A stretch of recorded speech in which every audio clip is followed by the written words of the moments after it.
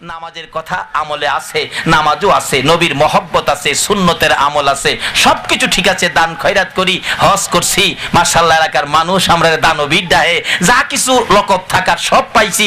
একটা জায়গায় গন্ডগোল, আল্লাহ কয় জান্নাতে যাওয়া হবে না। সেই জায়গাটা হলো তুমি তোমার মা বাবার সাথে ভালো ব্যবহার করো। কারণ জান্নাত রাসূল বলছে মায়ের পায়ের নিচে। বলুন কার পায়ের নিচে? আরো জোরে কোন? মা। একটা অক্ষরের নাম কি কোন? কয়টা অক্ষর? একটা অক্ষরের নাম মা। এর মধ্যে যে কত বরকত একটু তো হিসাব করে দেখলেন না? যে অক্ষরটা দিয়ে মা লিখছে, মা বানাইছে, এই মডা দিয়া মসজিদ কি কর, এই মডা দিয়া মাদ্রাসা, এই মডা দিয়া মক্কা, এই মডা দিয়া মুহতামিম, এই মডা দিয়া মুফতি, এই মডা দিয়া মুফাসসির, এই মডা দিয়া মুহাদ্দিস, এই মডা দিয়া মদিনা, এই মডা দিয়া এই নবী মুহাম্মদুর রাসূল সাল্লাল্লাহু আলাইহি ওয়াসাল্লাম। আজকে এই মার খবর নাই, নতুন মার পাগল আসেনি রোগ ব্রাহ্মণবাড়িয়া। নামাজি হতে পারেন, হাজি হতে পারেন, মসজিদ বানাইতে পারেন, মাদ্রাসা বানাইতে পারেন, মুফতি মুহাদ্দিস মুফাসসির হতে পারেন, এমনকি মক্কা মদিনার ইমাম সাধু যদি হয়ে যাও, মার কলিজায় আঘাত দিলে আল্লাহর জান্নাতে যাওয়া হবে। এই সালে গজল বানাইছি, কমনি গজল।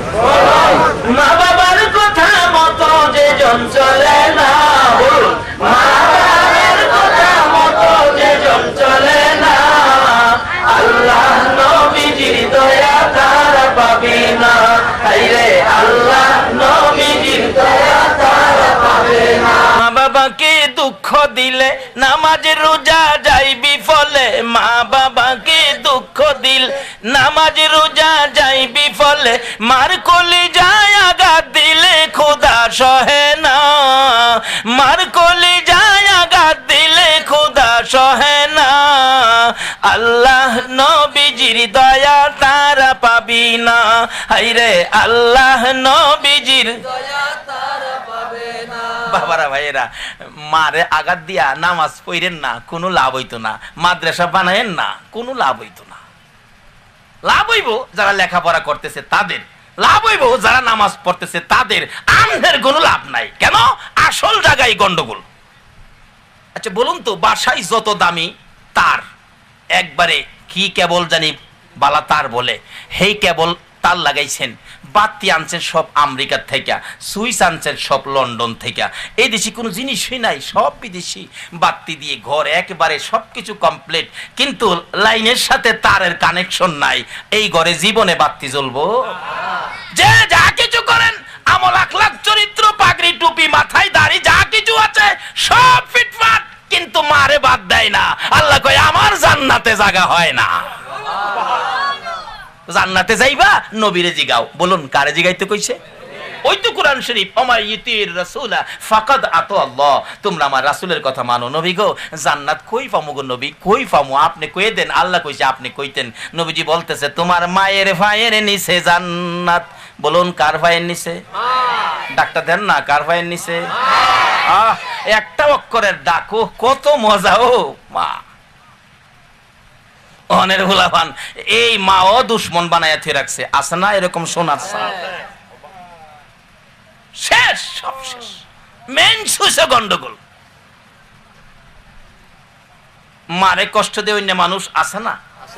মাশাআল্লাহ, গত রমজানের পত্রিকায় পাইছি, আপনারাও খবর নিলে পাইবেন। কারণ কইবেন বলে মৌলবী কইতে কয়ে গেছে। ব্রাহ্মণবাড়িয়া আগে তো বৃহত্তর সিলেটের ভিতরে আসিন না, কুমিল্লাতে আসিন, তাইলে আপনারা বাইচ্ছা গেছেন, এই বিপদ আপনারা পড়ছেন না। জানগা একটু হেদিকে হবিগঞ্জ জেলার নবীগঞ্জ থানায় গত রমজানে পত্রিকাত পাইছি। হবিগঞ্জ জেলায় নবীগঞ্জ থানায় একটা ছেলে রমজান মাসে মার সাথে রাগারাগি, মার সাথে কথা কাটাকাটি করে এক পর্যায়ে গর্ভবতী মা এই মারের শেষ রাত্রে দাউদা কুবদা গলাটা আলগা কেড়ে লাইছে। আচ্ছা বলুন তো, এই ইবলিস যদি মক্কার ইমামও হয়, আল্লাহর বেহেশতে যাওয়া সম্ভব হবে? বলে হুজুর হইব নবী যদি সাফায়াত করে? এই ইবলিসে নবী সাফায়াত, কারণ মায়ের পায়ের নিচে জান্নাতের খবরটা তো নবীই দিছে। আমরা ওয়াজের মধ্যে বলি মা বাবার পায়ের তলে, আসলে হাকিকতে সত্যিকার অর্থে বাবার কথা হাদিসে বলে নাই, শুধু মায়ের কথা বলেছে। বাবার কথা লাগাই কি লেগিয়া বাবার মনটা কষ্ট যাইব, এর লাগে আমরা লাগাই হুজুররা ওয়াজের মধ্যে মা বাবার ভাবের তলে সন্তানের বেহেশ। আসলে বাবার কথা কইছে না, মায়ের কথা কইছে, কারণ মায়ের সন্তানের জন্য যত মায়া বাবার এত মায়া আছে। বাবা দেখেন একটু বিরক্ত করলেই থেন আমারে মানে নিও, আর মা কত বিপদ, আল্লাহ কত দরদি মা। একদিন ইব্রাহিম নবী তার মারে জিগাই, মা আমার রব কে? মা কয়, পুত্রে তোর রব তো আমি। ইব্রাহিম নবীর মা কয়, তোর রব আমি। আসলে এক কিসিমের রব মাকে বলা যায়, এতে ভুল হবে না। রব শব্দের অর্থ হলো লালন পালনকারী। মা এককালে আমাদেরকে লালন পালন করছে কিনা বলুন তো? কেমন লালন পালন করছে মা? এই জন্য কোরআন শরীফের দোয়াটা শিখাইছে এইভাবেই, রাব্বির হামহুমা কামা রব্বায়ানি সাগীরা। যেইভাবে আমাকে লালন পালন করছে মা বাবা, তুমি এইভাবে আমার মা বাবারেও লালন পালন করো। তাহলে বুঝা গেল মা বাবার মতোই আল্লাহরেও কইতাছে এইভাবে লালন পালন। তাহলে এই জন্য এক কিসিমের রব মাকেও বলা যায়। মা লালন পালনের দায়িত্ব নিয়েছিলেন, ছোটকালে নেয় নাই দায়িত্ব?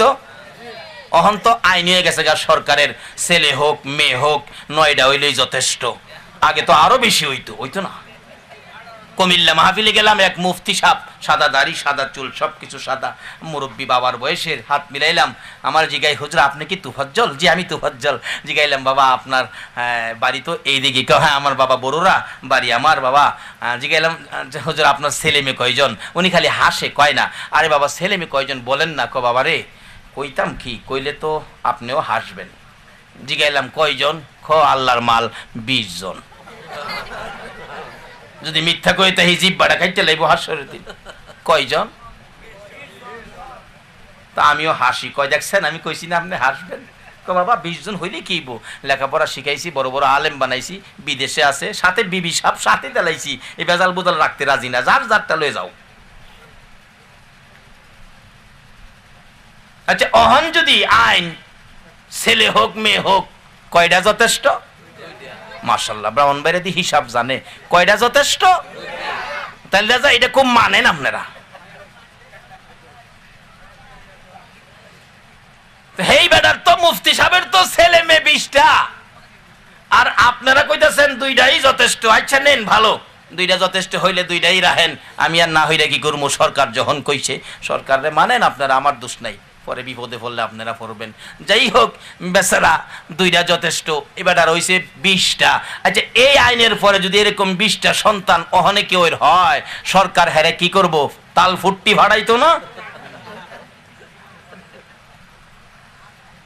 যাই হোক আজ থেকে 10-12 বছর 15 বছর আগের খবর নেন, 20 বছর আগের খবর নেন, 7-8টা ছেলে মেয়ে প্রায় মারই ছিল। কি বলেন ঠিক কিনা? মা দেখবেন ঘরের কাম কাজ শেষ করে শীতের রাত্র ঘুমাইতে গিয়ে ঘরবাড়ি সব গুছাইয়া, ছাগল ঘরে বাইন্দা, গরুর দরজা লাগাইয়া, মুরগের খোয়ারের দরজা লাগাইয়া, এবার বাচ্চার সবাইরে খাওয়াইয়া, বাসন কট্টা প্লেট থামাইয়া মা ঘুমাইবার লেগে খালি গিয়া শুইছে। 11টা বাজে, ল্যাপটা গায়ে দিছে, এমন সময় মাইজলাটা উঠছে। এরকম হয় না? মাইজলাটা একটু দেইরা থাকে না? হ্যাঁ আবার হাইনজালা খাইছিন না, ওইটা ডাকতেছে মা মা। কয় আর কি কি যে বাজান কি? কোনো কথা কয় না, খালি কান্দে। এরকম আছে না ব্যবজ্জা বলা? বাবাই ঘুমার থেকে উঠতে কয় হ্যাঁ কান্দে গেলে গা, কয় না তো কিছু, খালি তো কান্দতেছে। কয়টারে গলা চিপদা মাইরা বাইরে ফালাইয়া দে। এর লাগেই বাবার ভাবের তলে বেহেশ দিছে না। বাবা যারা হইছেন রাগ হইবেন আপনারা? আমি তো আমার কথা কইতাছি না, যেটা সঠিক এটাই বলতেছি। বেহেশতটা কার ভাইয়ের নিচে দিছে? কারণ মা দেখেন আপনার পার্শ্ববর্তী কারো বাড়িতে গেলে পিঠা বানাইতেছে, তো ওই ঘরের মহিলা খালাম মাইছেন 2টা পিঠা আমার পোলা লেগে বানাইছিলাম, 2টা পিঠা আপনি খান। বলুন যে মার সন্তান আছে, পার্শ্ববর্তী ঘরের পিঠা মার হাতে দিলে এই মা কি সন্তানরে না দিয়া মুখে দিছে? আমার নবী কয় যে মা অন্যের বাড়ির পিঠা সন্তানের মুখে না দিয়া নিজে মুখে দেয় না, এই মার ভাইয়ের তলেই জান্নাতটা দিছে। কারণ বাবার ভাইয়ের তলে দিলে কোন জানা সুবিধা অসুবিধাই বেচ্ছা ওলাইতারে বলে হুজুর এটা কোনটা কইলেন, বেহেশ বেচবো কেমনে? ব্যস্তার তো না, এটা কথা প্রসঙ্গে কইলাম আর কি। কারণ এই শর্তে কইলাম, একটা কথা সামাজিক ভাবে আছে, মা মরলে বাপ জানি কি হয়। আমি কইতাম না, আপনারই কইন, মা মরলে বাপ কি হয়? যেই মা মরলে বাপ তালই হইতারে, এই বাপ বিপদ পড়লে বেহেশ বেচ্চা খাইতারে না। এর লাগি তো বাপের ভাওর তলে দিছে না, কার ভাওর তলে দিছে কোন? হগলে কই দেব কার ভাওর তলে? নবীর হাদিস, আল জান্নাতু তাহতা আকদামিল উম্মাহাত। উম্মতেরা রে, তোর মায়ের পায়ের নিচে তোর জান্নাত। এত দামি জান্নাত। নবীজি একদিন হযরত আলী রাদিয়াল্লাহু তাআলা আনহুকে বলেন, আলী ঘুমাইবার আগে এশারের নামাজ পড়া বেহেশতের মূল্য দিয়া ঘুমাইস। হযরত আলী কই, ইয়া রাসূলুল্লাহ, আমি গরিব মানুষ, কোনদিন 2 দিন 3 দিন চুলায় আগুন জ্বলে না, আমি কি বেহেশতের মূল্য দিতার মুখ? না না দিয়া ঘুমাইও না। হুজুর দামটা কত হইব আমার একটু শুনান তো। রাসূল বলেন, সমস্ত পৃথিবী 70 বার বিক্রি করলে বেহেশতের একটা ইটের দাম হইতো না। হুজুর এই বেহেশতের দাম দেওয়া সম্ভব না। যে পৃথিবী 70 বার বিক্রি করলে বেহেশতের একটা ইটের দাম হইতো না, এত দামি বেহেশতটা যদি তোমার আমার মায়ের পায়ের নিচে হয়, তাইলে মায়ের দাম কত?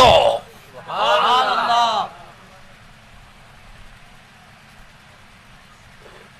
এই মারে যারা কষ্ট দাও গো, আমার আল্লাহর জান্নাতে যাওয়া হবে না, আমার নবীর সুপারিশের আশা করতে পারো না। এই মারে কষ্ট দেওয়ার সোনার সান আছে না বাংলাদেশ? ওই তো বলছিলাম, হবিগঞ্জের বেচারা মার গলা কেটে লেছে। আচ্ছা, এই মার গলা কেটে নামাজ ফিরা বেহেশত যাউন যাইব? নবীর শাফায়াতের আশা করুন যাইব? আপনাদের নাডা বাস্তবে আনি, আপনাদের নাডা যে রাইট বাস্তবে আনি। কিভাবে? 2001-এ হজে গিয়েছিলাম। হজে যাওয়ার পরে সময় আগে চলে গেছি, মদিনায় আগে নিয়ে গেছে মুআল্লিম সাহেব। মদিনায় যাইয়া মসজিদে বেলালের পাশে বাসা ছিল, 3 তলায় থাকতাম। বাতিজা একটা খবর পাইয়া দৌড়ে আইছে, চাচা আইছে, দেখে এই চাচারে রাত্রে 11টায় আইসা গলায় ধরে এমন কান্দার কান্দা। আরে বাবা কান্দস কেরে? অবশেষে কই, চাচা বাড়িতে আইছেন? হ, আমার মারে দেখেইছেননি। এই দেশে থাইকা তো বিদেশি টাকা গনেন। ছেলেরা যে কি করে, সারাদিন কাজে ব্যস্ত থাকে, রাত্র যখন হয় মা মা কইয়া কান্দা বালিশ ভিজায়, গলায় ধরে কান্দে, চাচা আমার মারে দেখে আইছেননি। বুঝাইলাম, হ বাবা দেখাইছি, তোমার মা ভালো আছে। গলায় ধরে কান্দে, চাচা গো 3টা বছর হইছে মারে দেখি না। বুঝাইলাম, কান্নাকাটি করলো। বলে, চাচা আমি একা না, আমাদের অনেক ছেলেরা মা মা কইয়া কান্দে, আপনি একটু আসবেন আমাদের বাসায়, একটু দোয়া করবেন আমাদের জন্য। গেলাম আসরের পরে দোয়া করতে, বাসায় বসে আলোচনা করে শেষ করে দোয়ায় যখন হাত বাড়াইলাম, মা বাবার কথা যখন বললাম, ছেলেগুলির গড়াগড়ি করে কান্না। একটা ছেলে গলা কাটা মুরগির মতো লাফায়, হুজুর মায়ের কথা আর কইেন না, আমি সহ্য করতে পারি না। এই অবস্থায় মোনাজাত থামিয়ে দিলাম, শর্ট করে দিলাম। ডাকতেছে একটা ছেলে, হুজুর এই মারে কষ্ট দিলে কি হয়? এবার একটা প্রমাণ হয়েছে মদিনায়। কি প্রমাণ? আমাদের বাংলাদেশি একটা যুবক হজ সিজনে হজ ভলান্টিয়ার, 6 মাসের বিষয়। অনেক যুবকরা বাংলাদেশ, ভারত, পাকিস্তান থেকে আসে। বাংলাদেশি একটা যুবক মসজিদের নববীতে তার দায়িত্ব ছিল হজ ভলান্টিয়ার, কিন্তু মসজিদের নববীর ভিতরে ঢুকে ঠিক কাজ করার জন্য কাজ করতে পারে না। তার গায়ে নাকি আগুন জ্বলতে থাকে, দৌড়ে বাহির হয়। কে বলে মারতে আসে, থাকতে পারে না। জিজ্ঞেস করলাম, কি হলো তোর, ব্যাপারটা কি?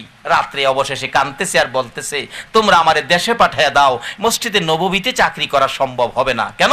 আমি যেদিন মসজিদের নববীতে হজ ভলান্টিয়ারের দায়িত্ব নিয়ে বাংলাদেশ থেকে বিমানে উঠছিলাম, ও আমার সঙ্গীরা, বিমানে ওঠার ঠিক 8 দিন আগে আমার মারে একটা লাথি মারছিলাম। বলুন, বাংলাদেশে মারে লাথি দিলে মদিনার কামলিওয়ালা নবী খবর পায় কিনা? এর কারণে মসজিদের নববীর ভিতরে ঢুকতে দেয় না। এই মার গলা কাটটা নবীর শাফায়াতের আশা করা যায়? নবীর শাফায়াত ব্যতীত কেউ কি জান্নাতে যাইতে পারবেন? তাই আমার নবী বলেছেন, উম্মতেরা রে, তোর মায়ের পায়ের নিচে জান্নাত। আল্লাহ বলেছেন জীবিত থাকলে তোমরা মা বাবার খেদমত করো। ওয়াসাইনাল ইনসানা বিওয়ালিদাইহি ইহসানা, এ মানুষ তোমরা মা বাবার সাথে ভালো ব্যবহার করো। বলুন এই নির্দেশটা কে দিছে? আল্লাহ যদি মা বাবার সাথে ভালো ব্যবহারের নির্দেশ দিতে পারে তাইলে আমাদের মা বাবার সাথে ভালো ব্যবহার করা দরকার আসেনি? অন্ত মা বাবার খবর নাই। আমি যে এলাকায় ইমামতি করতাম, বাপ বেটা ঝগড়া লাগছে, ঝগড়া লাইকে বাবা বুড়া মানুষ রাগের ঠেলা বলে ফেলছে তোমাকে শাট আপ। পোলাও শিক্ষিত বেচারা, হ্যাঁ রাগ উঠে গেছে, হ্যাঁ রাগ উঠছে, পরে কয় আপনাকে ডবল শাট আপ। এমন ডবল শাট আপ মা বাবারে দেওইনা সন্তান আছে কিনা বাংলাদেশে বলুন তো?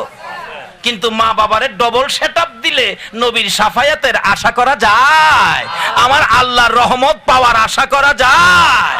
এরপরও তো আমরা এই রোগে গেলাম, আমরারে ধরছে মার কথা, যেই মার পায়ের নিচে জান্নাত এই মারে চিনি না। নতুন মা ফাইলে মাশাআল্লাহ বাজারের বড় মাছ থুই আর বাইতাই না।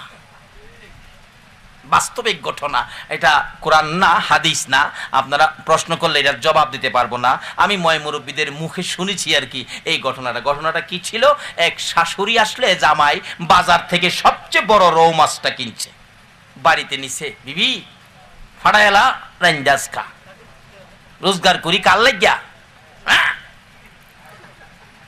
যেই মাছ বাজারে উঠে নাই এত বড় মাছ যদি নেয় বলুন তো বিবি খুশি না বেজার? বিবি মাছ কাটতেছে, ছাই দিয়া দইরা আলগাইতারে না।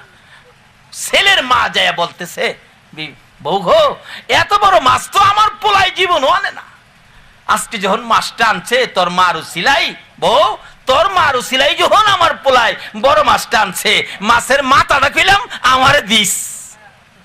আচ্ছা ছেলেরে ফেডে লইয়া মা মাছের মাথা খাওয়ার হক আসেনি? এই ছেলে ফেডে লইয়া মা কষ্ট করে নাই? এইরকম রাত্রে আমরা যখন পেটে ছিলাম সারা পৃথিবীর মানুষ ঘুমাইতো, আমরা মাকে ঘুমাইতে দেই নাই। ঘুমাইছে লাত্তিটা মারছি, মার বাম পাশে কলিজাটার মধ্যে লাগছে, মা ডাইন কাত হয়ে গেছে, ডাইন দিকে মারছি বাম কাত হয়ে গেছে, আবার লাতি মারছি, মা চায়া দেহে তোমার আমার বাবা কি করে, দেহে ঘুমাই রইছে, মা ওইটাই কি দাঁড়াইয়া রইছে, আবার লাত্তি মারছি। দরজার কাছে যাইয়া দাঁড়াইয়া থাকতে থাকতে ফজরের আজান পড়ে গেছে। তোমার আমার মা তোমার আমার মতো একটা সন্তানের মুখ দেখার আশায় এই সন্তান পেটে লইয়া কত রাত্র যে মা না ঘুমাইয়া কাটাইছে, এর বিনিময়ে তুমি কি দিছো? এক সাহাবী বুড়া মাকে পিঠের মধ্যে করে হজের সিজনে হজের সকল আহকাম, খানে কাবা, তওয়াফ, সাফা মারওয়া, সাই, মিনা, মুজদালিফা, আরাফা সফর সব কমপ্লিট করে মারে ফিডে লইয়া আইছি ইয়া রাসূলুল্লাহ। এইভাবে আমি সব করছি মারে ফিডে লইয়া, হুজুর মার হক কি আমার আদায় হইছে? রাসূল বলেন, ও সাহাবী শুনো, এইটুকুন কাজ শেষ করার পরে তোমার মায়ের এখনো এক ফোঁটা দুধের হক আদায় হয় নাই।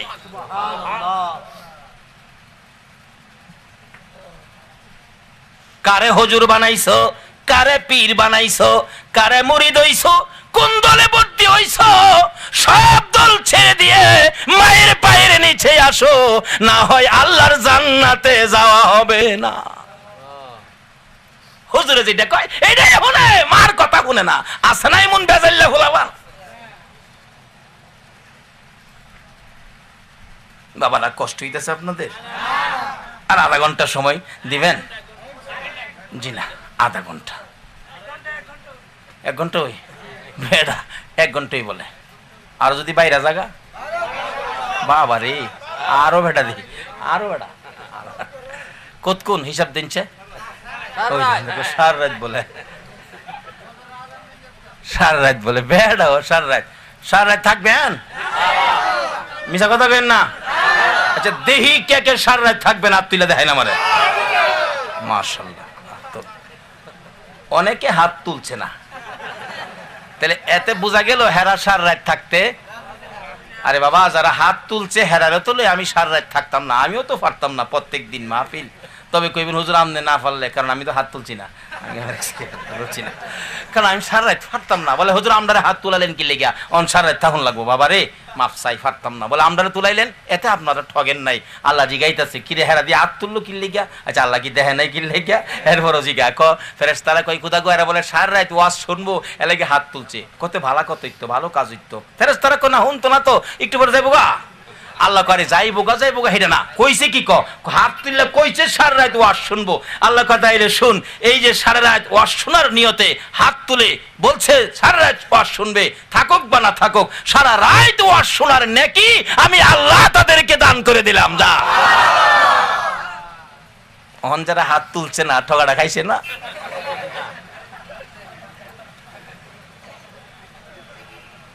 যাই হোক, হেরা আবার তুলবো কি গান, আরেকদিন মাহফিল হইলে কইলে তুলতো না, অন্তত শিক্ষাটা তো হইছে। কারণ এই নবীর উম্মতে এইভাবে কিছু সহজে পায়, অন্য নবী রাসূলের উম্মতেরা এত সহজে বাজার পাইছে না। আসুন আগে বাড়ি, শেষ পর্যায়ে এসে গেছি। মার সাথে ভালো ব্যবহার করেন, মার মনে কষ্ট দিয়ে কোনো কাজ করবেন না, মাকে দুঃখ দিয়ে কোনো কাজ করবেন না। এবার ছেলে কইতাছে কি গো, মা খালি একটু পরে পরে কি কয়, কইসলাম যে এবার ছেলের বউ কইতাছে তোমার মা যেটা কয় এটা কোন যাইতো না। আচ্ছা আসলে কি কথাটা খারাপ কইছি, কিন্তু এমন শোনার চান আছে না, ফেস লাগাই দে। আপনারা এইদিকে নাও থাকতে, আমরা এইদিকে আছে ফেস লাগাই দেয়, বালা কথারে উল্টা কইয়া ফেস লাগাই দেয়। আর অহনের দিনের যুবকরাও বিবি সাহেব যা কইছে এটার উপরে বিশ্বাস কইরা মা বাবার উপরে অ্যাকশন শুরু করে দেয়, অথচ মারে জিগাইলো না মা তুমি কি কইছলা। বাবা যুবক, আজকের ওয়াজ থেকে এই উপদেশটা নিয়ে যাও, তোমার মা বাবার বিরুদ্ধে কোনো কমপ্লেইন যদি বিবি দেয় তাহলে আগে যায় মা বাবারে চুপচাপ জিগাও, মা বিবি কইলো এইটা, বলে তুমি কি আসলে এটা কইছো, দেখবেন পরিষ্কার হয়ে যাবে। না কই ওই অ্যাকশন, এই মারে বাদ দিতাম না, এই মার লগে খাইতাম না, বাবার চেহারাটা আর দেখতাম না, আলাদা।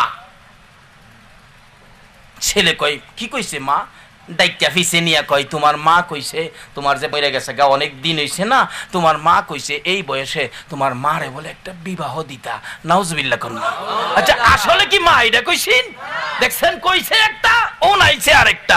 ছেলে কই এইটা কি কইলো, এই কষ্ট করে রোজগার করে খাওয়াই এই বয়সে এইটার লাগিয়া এই মারে, আর আসলে এটা কইছিল। দেখছেন এরকম শোনার স্থান পেলাম আছে এখনো, দেখবেন আইলে তোমার মা আজ যা করছে কোন যাইতো না, আর কি হেডা ও যুবক, হেডা হইন না, ওই তুমি একশনে যাইও না, ডাকদা তোমার মারে নিয়ে জিগাও, মা গো এটা কইছো নি গো মা, কইলেও মারে মাফ, কইলেও কি মা সব। কারণ একটা ফোঁটা দুধের বিনিময়ে যদি এইভাবে কাঁধে লইয়া গুইরা আদায় না হয় তাহলে তুমি কিসের একশনে যাও। ডাকতেছে বিবি কি করা, রাত্রে ঘুমাইলে টেনশন করো না, পরামর্শ দিলাম, রাত্রে ঘুমাইলে খাতাটা বইলা পাতলা খাতা দিই তো ঘুমাইবো, একবারে নদীর হেফার জংলার মাঝে নিয়ে ফালাই দিবা, শিয়ালে টিয়ালে খাই লাইব, কোনো টের পাইতো না, কেউ খবর পাইতো না, বেজাল মুক্ত হয়ে গেল গা। ছেলে কয় ঠিক কইছস, এই মারে রাখিয়া সুবিধা হইতো না, রাত্রে তো ঘুমাইবো, দুই বিয়াইন খায় ফান টান খায়া কথা কইতে কইতে, মুরব্বী মানুষ তো কথা কইতে কইতে কইতে কইতে যেই বিয়াইন বেড়াইতে হইছিন, মেয়ের মা এলা তো ছেলের মার সহিত হইতা ঘুমায় গেছে। ছেলের মা কইতাছে বিয়াইন মেহমান মানুষ ঘুমায় গেছে গা, ডাইকা ঘুমটা কষ্ট দিয়া লাভ নাই, হেই বিছনা তো খালি, আমি হেইটা তুই যাইগা, এইটা গিয়া শুইয়া দুইজন পাতলা খেতা নাহা মুহ দিয়া ঘুমাইছে। হেরা তো বই রয়েছে কুম্বালা ঘুমাইবো কাম সারবো, যেই ঘুমাইছে আয়া খেতাটা বইলে লাইছে। শীতের সময় দেখেন শীত বেশি করলে চাপ লাগলে আরাম বেশি লাগে না, হেরা বলে দেহে তানের কাছে খালি আরামই লাগে, বইলা ফুটলা বানাইয়া হেফার ভালাইয়া তুই আইয়ে মেয়ে গান গায়, আইসলাম রে বেজাল দূর কইরা গেলাম রে, ফুলা খালি কয় কামটা করলাম কি, যেই মার ফেরো থেকে 10 মাস 10 দিন কষ্ট দিছি, কি কইলো মারে জিগাইলাম না, মারে ভালাই দিয়া গেলাম, চোখের ফানি জড়তাছে। বাড়িতে আয়া সত হইলে তো মা বিছনার পাশে খারইয়া কানতেছে, মা গো, ও মা এই বিছনা খালি কেমনে করলাম গো মা, কামটা করলাম কি। এইভাবে ছেলে আক্ষেপ করতেছে, মার তো ছেলের কথায় ঘুম ভাঙিয়া গেছে। হেই বিছনাতে মা চটকিরে উঠছে, লাভ মারিটা কয় কি রে বাজান, হ্যাঁ কয় মা তোমার না হেইবার দিয়ে এলাম, বানাইরা কবে কই ব্যাককল ফুলা কি কইরা আমার হেইফার দিতে কি লাগি আমি কি করছি রে হুত কো মা কি করছো বুঝি তুমি বলে কইছো তোমারে বিবাহ দিত মা কই কেডা কইলো ক আমার বউ কইছে তুমি কি কইছলা মাছ কাটে বালা পুত্রে আমি কইছিলাম রৌ মাছের মাথাটা খাইতাম অত বড় মাছ তো কোনোদিন আনস না রে হুত কইছিলাম এই মাছের মাথাটা খাইতাম ক তুমি কইছো মাছের মাথা খাইতা আর আমারে হুনাইছে তুমি বলে কইছো হেটা বলুন মা কষ্ট পাইছি নিও আরে এই মারে কষ্ট দিয়া নামাজ পড়া বেহেশত যাইতা লাইটটাই আমার করব বেহেশতে এই মা যদি কোনো সন্তানের জন্য দুঃখ প্রকাশ করে বলুন আমার আল্লাহ শুনবে কিনা এই মা যদি কোনো সন্তানের জন্য সুদুয়া করে বলুন আমার আল্লাহ কবুল করবে কিনা শুধু আমাদের নয় হিন্দু ভাইদের জীবনী খুলুন হিন্দু ভাইদের জীবনীতে আছে ঈশ্বরচন্দ্রের ঘটনা আল্লাহু আকবার বলুন মার ঘর থেকে তো তারাও জন্ম হয়েছে ঈশ্বরচন্দ্র লেখাপড়া করে দূরে থাকে মা অসুস্থ চিঠি লেখছে মায়ের ডাক চিঠির উপরে কি লেখা মায়ের ডাক বাবা ঈশ্বরচন্দ্র আমি অসুস্থ তুমি দেরি করবে না চিঠি পাওয়ার সাথে সাথে বাড়িতে আসবে চিঠি পৌঁছে গেল ঈশ্বরচন্দ্রের হাতে রাত্র গভীর খুলে দেখে লেখা মায়ের ডাক বাবা ঈশ্বরচন্দ্র যেখানেই থাকো দেরি করো না বাবা আমি অসুস্থ বাড়িতে আসো ঈশ্বরচন্দ্র মায়ের ডাক শুনে আর বিলম্ব করে নাই ঘর থেকে চট করে বেরিয়ে গেছে নদীর পারে নৌকা নাই গোদারা নাই ব্রিজ নাই কি দিয়ে পার হবে ঝড় তুফান শুরু হয়ে গেল ঈশ্বরচন্দ্র মায়ের ডাকের দিকে তাকাইয়া ডাকতেছে রে আকাশের মালিক যেই মারে 10 মাস 10 দিন কষ্ট দিয়েছি এই মা ডাক দিয়েছে আমি তোমার ঝড় তুফান মানি না আমি আমার মায়ের ডাকে রওনা হয়ে গেলাম ঝাঁপ মেরে নদীতে পড়ে গেছে সাতরাইয়া পার হবে কিছু দূর সাতরাইলে ক্লান্ত হয়ে গেছে আর বুঝি বাঁচবে না এমন সময় দেখে এইরকম মোটা কি একটা ভাসতেছে এটার উপর আঞ্জায় ধরছে দেখে যে না জীবনটা বাঁচবে এই ধরে কোন রকম নদী পার হয়ে গিয়ে দেখতে চাইছিল এই বিপদে কি পাইলাম দেখি তো দেখে একটা মরা মানুষ বাইসা রইছে ঝড় তুফানের মধ্যে মরা মানুষ বাইসা রইছে এই ধরে পার হইল কার ডাকে মায়ের ডাকে পার হইয়া গোসল করে শরীরটা দুর্গন্ধ দূর করে একটা দৌড় মেরে মায়ের ঘরের দরজার সামনে দাঁড়াইছে রাত্র গভীর আওয়াজ দিলেন ডাক দেয় নাই এটুকুন আওয়াজ শুনে দরদি মা ঘরের ভিতর থেকে বুঝে ফেলছে রে আমার পাগল ঈশ্বরচন্দ্র ছাড়া কেউ না মা ঘুম থেকে উঠে ডাক মারছে কে রে বাবা ঈশ্বরচন্দ্র ঈশ্বরচন্দ্র দুইটা চোখের পানি জর্জর করে ছেড়ে দিলেন মা গো আমি তোমার ঈশ্বরচন্দ্র দরজা খুলে দিয়ে দেখে সোনার চাঁদ ছেলে দাঁড়িয়ে আছে বাবা এই ঝড় তুফানে কেমনে আসলি ছেলে ডাকতেছে মা গো ঝড় তুফান মানি না নদী নালা মানি না শুধুমাত্র মানি আমার মায়ের ডাক আমাকে বসতেই হবে আল্লাহু আকবার বলো এমনি সময় ঈশ্বরচন্দ্রের মা বলেন আকাশের মালিক আমার ঈশ্বরচন্দ্র আমি মায়ের ডাকে এইভাবে হাজির হয়েছে আমি মা হইয়া তোমার কাছে দরখাস্ত করলাম আমার ঈশ্বরচন্দ্রকে তুমি বিদ্যার সাগর বানাইয়া দাও আল্লাহ বলেন হ্যাঁ ঈশ্বরচন্দ্রের মা হইয়া সন্তানের জন্য দোয়া করছস আমি আল্লাহ কবুল করেছি বলুন ঈশ্বরচন্দ্রের নামে এখনো বিদ্যার সাগর উপাধি আছে কিনা আজকে মাকে মা বলে ডাক দিতে আমাদের লজ্জাবোধ হয় নাউজুবিল্লাহ কোন কোন ছেলে আছে 6 মাস 9 মাস জাগা মার একদিন একটা মা কইয়াও ডাক দে না যাই হোক এদিকে যাই না লম্বা ঘটনা সংক্ষেপ করতেছি এবার ডাকতেছে মা গো আমি দি তুমি বলে এই বলছো এর লেগে তোমারে ফালাইছিলাম তুমি কই শুইয়া রইছো কো বাবা রে তোর শাশুড়ি হেই বিছনাত শুইছিন আর আমি এইটা শুইছিলাম ও তাইলে কি হেলার মারে ফালাইছি তুমি এটা কও নাই কোনা আমি তো এই কইছি মাথা খাইতাম কইতাম রে বাবা এলে কি তো এই ঘটনা বলুন তো এখনো সঠিক বিচার করার মতো একজন বিচারক আছে কিনা বলুন তো এই বিচারকটা কে এই মারে কষ্ট দিও না এই বিচারকের হাত থেকে রেহাই পাইবা না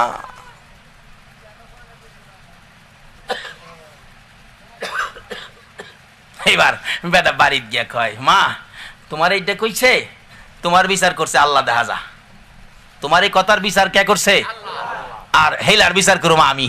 ডাকতেছে, কই গো আয়েন এদিকে। আমার মা কি কইছিন, ওনার রাহরে না, আসা নাই মন সোনার সান, কার রাহরুন লাগতো না, আমাদের মার বিচার করছে আল্লাহ, আর আমাদের বিচার আমি, এখন সীমানার থেকে বাইরেন বিদায়। বলুন, মা বাবার খুশির জন্য স্ত্রী বিদায় দেওয়া যায় কি না?